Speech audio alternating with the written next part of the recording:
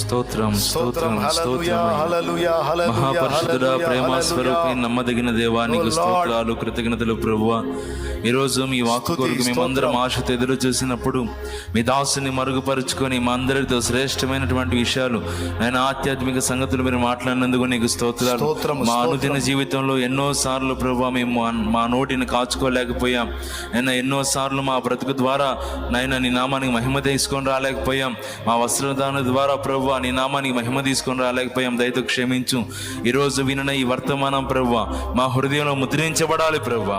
మేమున్నంత వరకు అయినా నీ కొరకు సాక్షులుగా బ్రతుకుదుముగాక. ఆశీర్వాదకరంగా మా నోటిని వాడుదుముగాక. ప్రజలను పురుకొల్పేదానికి, లేవనెత్తేదానికి, సువార్త ప్రకటించేదానికి మేము సిద్ధపడి నడుం కట్టి ప్రకటించదుముగాక. మా బ్రతుకు ద్వారా ప్రభువా నీ నామానికి మహిమ తెచ్చే కృప దయచేయండి. సమస్త విధాలుగా ప్రభువా నీ నామాన్ని మహిమపరచుటకు కావలసిన శక్తిని, అభిషేకాన్ని మీరు మాకు అనుగ్రహించుదురుగాక.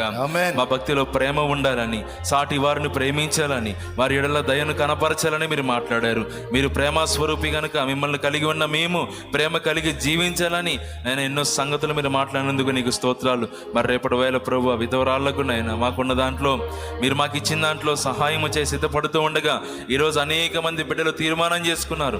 వారు కూడా ప్రభువా నీ ప్రేమను కనపరిచేందుకు నైనా పరిశుద్ధులకు ఉపచారం చేసేందుకు నడుం కట్టుకొని ఉండగా ప్రభువా యేసు నామములో వారిని కూడా దీవించండి, ఆశీర్వదించండి.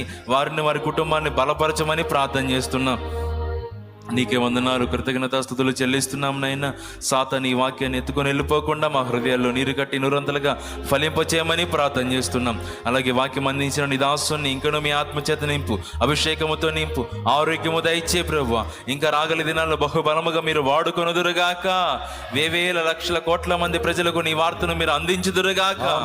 అందుకు కావలసిన శక్తిని కూడా నీ దాసునికి అనుగ్రహించు. స్తుతి మహిమ నీకే చెల్లిస్తూ యేసుక్రీస్తు పరిశుద్ధ నామమును అడిగి ప్రార్థించి పొందుకొని కృతజ్ఞతలు చెల్లిస్తున్నాము తండ్రి. ఆమేన్. పిల్లరా చెప్పండి, ఏదన్నా ప్రతికూలత కలిగినప్పుడు ఏం చేయాలి?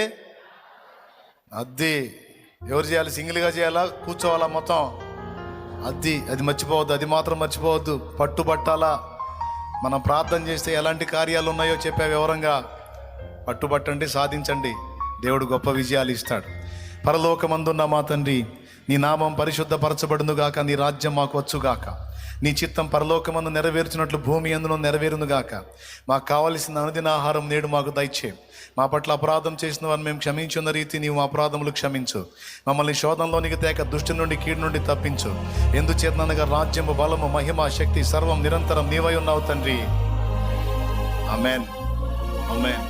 బిడ్డలు తిరిగి వెళ్ళినప్పుడు నీ కాపుదల ఉంచు నాయనా. రేపు మా బిడ్డలు అనేక మంది బిడ్డలు నీ పాదాల చెంతకు వస్తుండగా వారికి తోడై ఉండు. వారికి పరిచర్య చేయటం నీకు ఎంతో సంతోషం నాయన. ఆశీర్వదించి విధవరాంటందరినీ కూడా నా ప్రభువా నీవు ఆదరించు.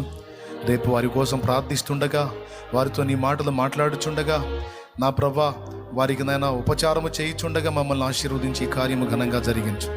నీ బిడ్డలు విశ్వాసంతో తెచ్చిన నూనె నీ శక్తితో నింపి వినియోగించి ప్రార్థించడం ద్వారా స్వస్థత చేకూర్చు.